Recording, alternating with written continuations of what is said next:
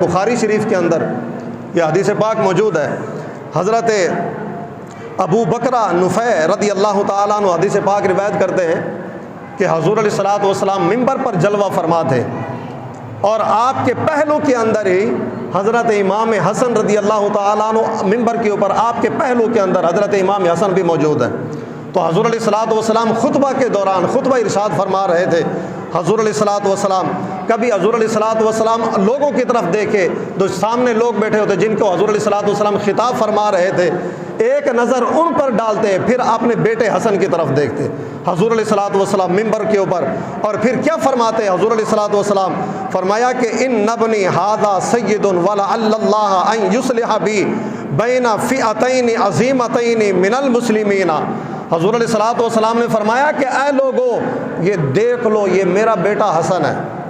یہ میرا بیٹا حسن ہے، اور فرمایا کہ یہ مسلمانوں کی دو بڑی جماعتوں کے اندر صلح کروائے گا۔ یہ میرا بیٹا، فرمایا کہ یہ میرا بیٹا جب وقت آئے گا، وقت آنے کے اوپر مسلمانوں کی دو بڑی جماعتوں کے اندر یہ صلح کرائے گا۔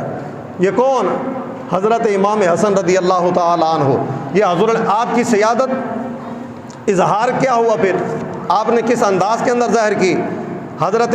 سیادت مصطفیٰ کے وارث حضرت امام حسن کی سیادت کا اظہار حضرت علی رضی اللہ تعالیٰ عنہ کی شہادت کے بعد ہوا، جب حضرت 18 ذی الحج کو خلیفہ ثالث حضرت عثمان غنی رضی اللہ تعالیٰ عنہ کو نہایت ظلم کر کے جو ہے نا آپ کو شہید کیا گیا، مسلمانوں کے تیسرا خلیفہ کو حضرت عثمان غنی رضی اللہ تعالیٰ عنہ کو، تو حضرت مولا علی رضی اللہ تعالیٰ عنہ چوتھے خلیفہ مسلمانوں کے منتخب ہوئے، مسند خلافت پر آپ بیٹھے۔ تو قاتلین عثمان سے قصاص لینے کے متعلق حضرت مولا علی رضی اللہ تعالیٰ عنہ اور امیر شام حضرت امیر معاویہ رضی اللہ تعالیٰ عنہ کے درمیان یہ اختلاف ہوا تھوڑا سا، کہ جب حضرت عثمان غنی رضی اللہ تعالیٰ عنہ کو شہید کیا گیا، تو حضرت امیر معاویہ رضی اللہ تعالیٰ عنہ کا موقف یہ تھا کہ جن لوگوں نے حضرت عثمان غنی رضی اللہ تعالیٰ عنہ کو شہید کیا ہے،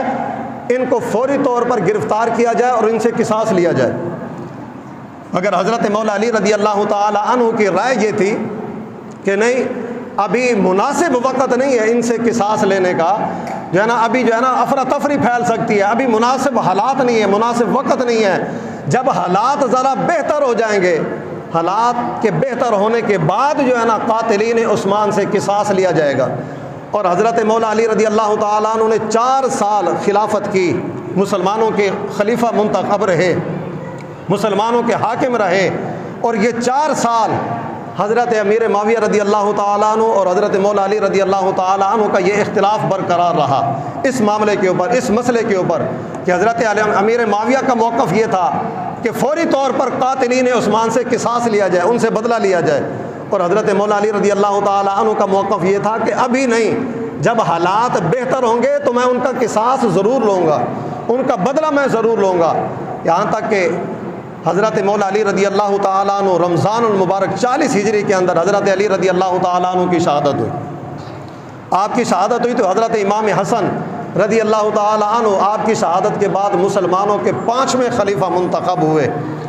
اور 40,000 سے زائد لوگوں نے آپ کے دست مبارک کے اوپر بیعت کی۔ حضرت امام حسن رضی اللہ تعالیٰ عنہ کے دست مبارک کے اوپر 40,000 سے زائد لوگوں نے بیعت کی، اور سب لوگوں کا یہی کہنا تھا کہ ہم اپنے خون کے آخری قطرے تک آپ کا ساتھ دیں گے، آپ جس معاملے کے اوپر جائیں گے ہم آپ سے کبھی پیچھے ہٹنے والے نہیں ہوں گے۔ اب یہاں اس موقع کے اوپر حضرت امیر معاویہ رضی اللہ تعالیٰ عنہ کے پاس بھی ایک انفرادی طور پر بڑی قوت جو ہے نا انفرادی قوت حاصل تھی آپ کو، آپ کے ساتھ بھی کافی سارے لوگ تھے، کافی سارے مسلمانوں کا ایک بڑا اجتماع تھا ان کے ساتھ بھی، اور حضرت امام حسن رضی اللہ تعالیٰ عنہ کے ساتھ بھی ایک مسلمانوں کا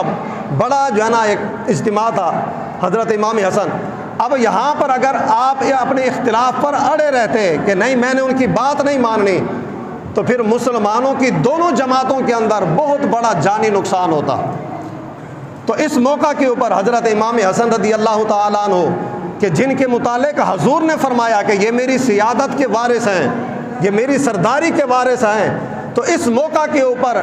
آپ کی اظہار سیادت ہوا،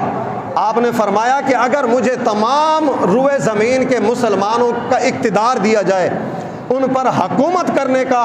موقع دیا جائے اور بدلے کے اندر مجھے خون کے چند قطرات بہانے پڑے، فرمایا کہ میں اقتدار کو، حکومت کو ٹھوکر مار دوں گا، اپنے پاؤں کے نوک پر رکھوں گا، لیکن میں اپنے نانا جان حضور نبی اکرم صلی اللہ علیہ وسلم کے کسی ایک امتی کا بھی اپنے اقتدار کی وجہ سے خون بہانا پسند نہیں کروں گا۔ تو حضرت امام حسن رضی اللہ تعالیٰ عنہ نے سن 41 ہجری کے اندر حضرت امیر معاویہ رضی اللہ تعالیٰ عنہ کو خود خلیفہ منتخب فرمایا اور مسند خلافت سے خود اترے اور حضرت امیر معاویہ رضی اللہ تعالیٰ عنہ کو اپنے مسند خلافت کے اوپر بٹھایا۔ اب جب حضرت امام حسن رضی اللہ تعالیٰ عنہ نے حضرت امیر معاویہ رضی اللہ تعالیٰ عنہ کو خلیفہ منتخب کر دیا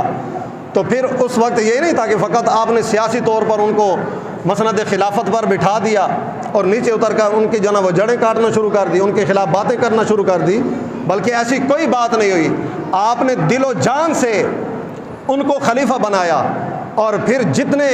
حقوق لاگو ہوتے ہیں ایک حاکم کے رعایا کے اوپر، آپ نے وہ تمام حقوق ادا فرمائے حضرت امام حسن رضی اللہ تعالیٰ عنہ نے۔ اور کبھی کسی موقع کے اوپر بھی آپ نے کبھی کچھ بھی ان کے خلاف کوئی بات نہیں کی اپنے زندگی کے اندر، اپنی حیات کے اندر۔ اس وقت آپ کوفہ میں رہتے تھے کہ جب آپ مسند خلافت پر بیٹھے تھے، جب آپ نے مسند خلافت چھوڑا تو آپ کوفہ چھوڑ کر مدینہ منورہ میں آ گئے، مدینہ پاک کے اندر آ کر جو ہے نا آپ نے باقی زندگی کو جو ہے نا آپ نے بسر فرمایا۔ اور یہ حضور علیہ الصلوۃ والسلام نے جو آپ کے متعلق یہ بشارت عطا فرمائی تھی کہ میرا یہ بچہ جو ہے نا مسلمانوں کی دو بڑی جماعتوں کے اندر صلح کرائے گا، تو حضور علیہ الصلوۃ والسلام کی عطا کردہ بشارت کے مطابق حضرت امام حسن رضی اللہ تعالیٰ عنہ نے مسلمانوں کے اندر سن 41 ہجری کے اندر جو ہے نا یہ دو مسلمانوں کے گروہ کے اندر جو ہے نا وہ صلح کروائی اور ان کا اختلاف ختم کر کے اتحاد اور اتفاق کے اندر اس اختلاف کو تبدیل فرما دیا۔